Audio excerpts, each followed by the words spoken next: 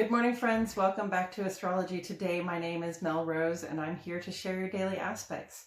Today is Saturday. Saturday is ruled by Saturn, and Saturn is all about tradition, about doing what we know will work, about doing what is tried and true. So this will be our reminder to think about our commitments to our own well-being, to our own safety and stability, and the safety and stability of our friendships and love relationships as we encounter potentially some challenges where we feel like we might want to go our own way and do our own thing.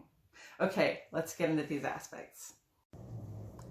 This day's vibe may find us feeling somewhat self-involved. Sometimes we think we're taking care of others simply by taking care of ourselves. It'll still be important to receive and acknowledge the input of the people around us. Today is Saturday, February 4, 2023. The sun is here in the land of Aquarius along with the planet Saturn. Here we are midway through the Aquarius sun transit. We're taking the broad view and striving to see things as they are in a macroscopic way.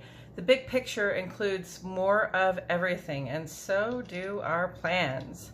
The waxing gibbous moon moves on into Leo this morning. The full moon is tomorrow, so this is our time to put the finishing touches on any goals we're in a position to complete so that we can relax and celebrate tomorrow, taking in and appreciating what we've accomplished so far. Leo's influence makes us a little bit like the sun in our hearts. We're giving, generous, and we shine when we do what we do best. But Leo's influence can also cause us to focus more on what it is that we're giving and how great we are for doing it. So don't forget, again, to acknowledge the contributions of the people you keep close. Fixed air and fixed fire friends, establishing plans and finding that we have the staying power to see things through when we take action. It's a hot but solid vibe. We can really bring our best and see good outcomes. We start on the sun side of the page today. This is where we think about our experience in the world outside the front door. It's about who we are and how we show up, especially in our work, social, and civic lives. This evening at 9:29, Venus culminates a square here to her partner, Mars. Shout outs to my Taurus and Libra, Aries, and Scorpio leaning friends. Something to understand is that when we discuss a culminated or perfected or completed aspect, we're discussing an energy that has already been building in our lives for at least a few days. The culmination is when the aspect reaches its full strength, and from there, it may hold out for a day or two before diminishing. Venus's square to Mars has been a building energy, and it's interesting to me that it is here in the run-up to Valentine's Day.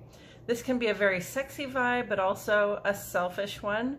There's a tension present that's about me wanting to get my needs met first and foremost, and that doesn't always manage to keep the peace in our friendships, our romances, or even our financial well-being. So it may take an effort to remember what or who you are committed to make sure we're hearing them when they tell us what they need and desire, and to not do selfish things that make it seem as though we care only for ourselves. This aspect will linger for us through about February 12. And this brings us to the moon side of the page. With lunar aspects, we focus mainly on how it feels to be us and who we are in private, at home, and among the people we keep close. Very early this morning at 2:48, moon moves on from Cancer into Leo.